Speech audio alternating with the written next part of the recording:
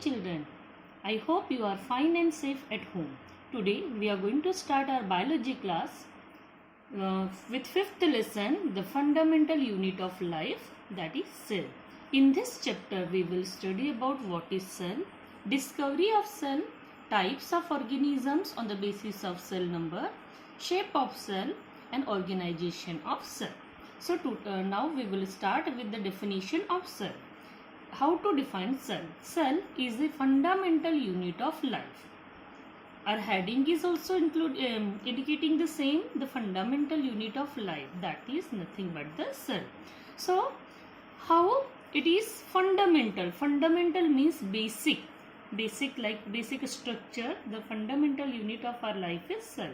So for that we will take example of building.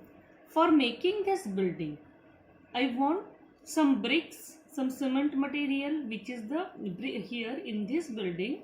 Bricks are the small units which one by one arrange and they are forming a wall. In this way we are getting this large structure building. So we can say brick is a single unit of this large structure. Like that, in our body, the body is also made up of small units. So cells are uniting to form tissue, tissue unite to form organ, organ unite to form organ system, and finally we are getting the body. So we can say in our body, single unit is cell.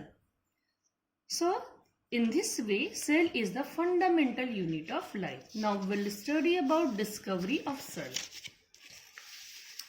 So cell was discovered first by Robert Hooke in 1665 with his self-designing microscope, because that time no advanced microscopes were there.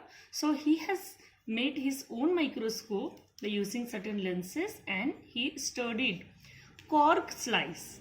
Cork, it is a part of bark of tree.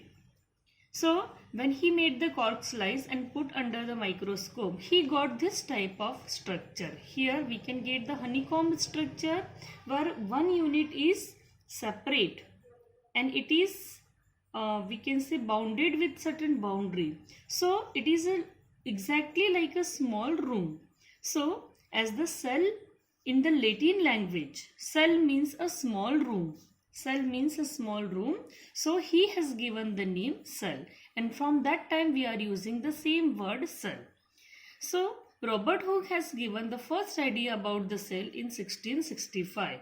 But bark is a dead structure in the plant.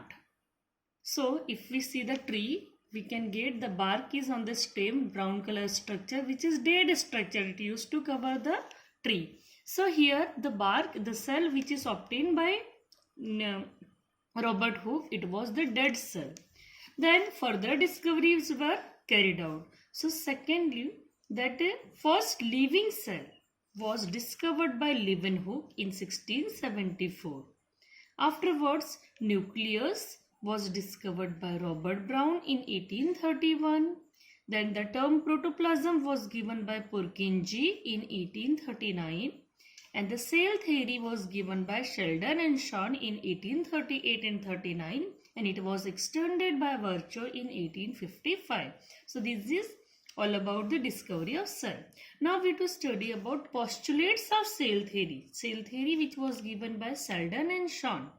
According to Sheldon and Shawn, all the organisms, that means plants and animals, are composed of cells. Cell is basic unit of life. So this point or postulate was given by Sheldon and Shawn in 1838 and 1839. Afterwards, Virchow has expanded this cell theory, and he has added one more point in this, that is all cells arise from pre-existing cells. Means suppose new cells are forming, they must form from the pre-existing cell.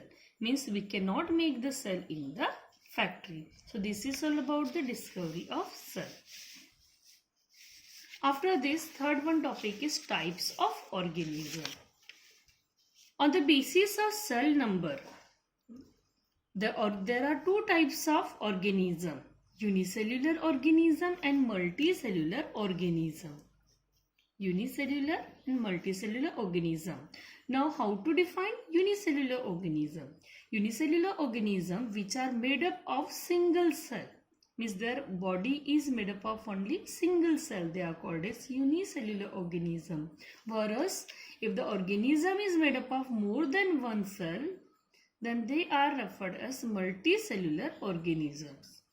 Here examples are amoeba, paramecium, euglena, chlamydomonas, bacteria, etc. In multicellular organism, human beings, plants, elephant and other animals, etc. So, multicellular animals may be microscopic or macroscopic, but unicellular organisms are always microscopic. So this is all about the types of organism on the basis of cell number. So for today it is enough. Note down the definitions of the given portion. Thank you.